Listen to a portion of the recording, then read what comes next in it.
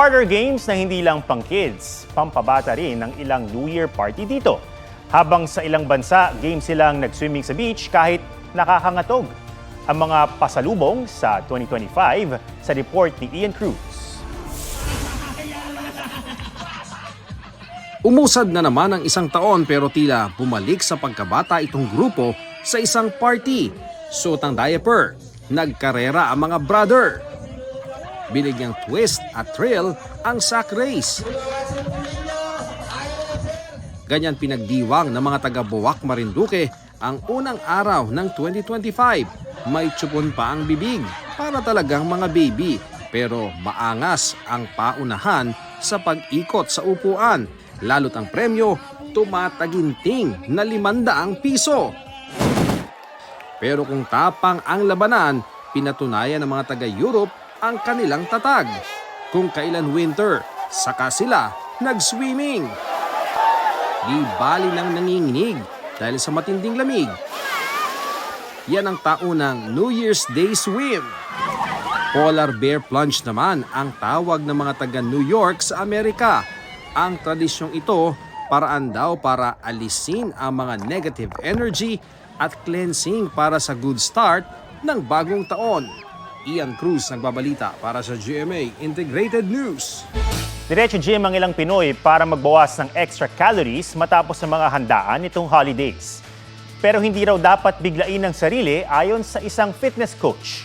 Kung anong mahalaga sa pagsisimula ng inyong fitness journey this year, sa Fit Track sa report ni Von Aquino.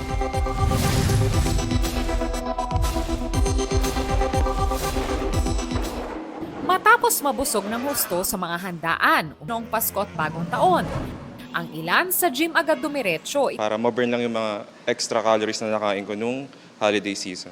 I think it's very, very important to be healthy.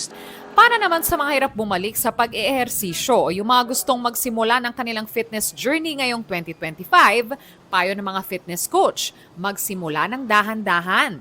10 minutes lang, movements sa morning, tapos gradually nabibuild up hanggang maging consistent. Malim by March, 1 hour na yung consistency. Ang paunti-unting pag-exercise at paggalaw, gawin daw routine at maging consistent dito. Magkaroon ng tamang nutrisyon, i-manage ang stress, bigyang prioridad ang pagtulog at recovery. Nagpapahinga, doon nagbi-build yung muscle. Kasi, kunyari, Monday, nag-exercise ka, the next day, sore ka. So, may tinatawag sa science na micro-tear. So, may mga tears sa mga muscles. So, para mag-recover yun, hindi mo siya kailangang bugbugin pa. Kailangan mo siyang i-rest lang. At maging realistic sa pagsiset ng iyong fitness goals. Huwag mo pressure yung sarili mo na parang beach body na dapat in 3 months. Ganyan. Take your time lang. Just enjoy the process. Kailangan meron tayong motivation. Yun yung maging goal natin, yung long term. It's a lifestyle. Payo naman ng Department of Health, iwasan ang mga pagkaing maalat, matataba, mamantika at matatamis. Kinokontrol natin yung hypertension, possible cause ng stroke at heart attack. Number 2, yung matatamis, yung diabetes, na isa sa mga top causes ng kidney dialysis. Sundin ang pinggang Pinoy na may mas maraming gulay at prutas, uminom ng sapat na tubig at bawasan ang kanin at noodles.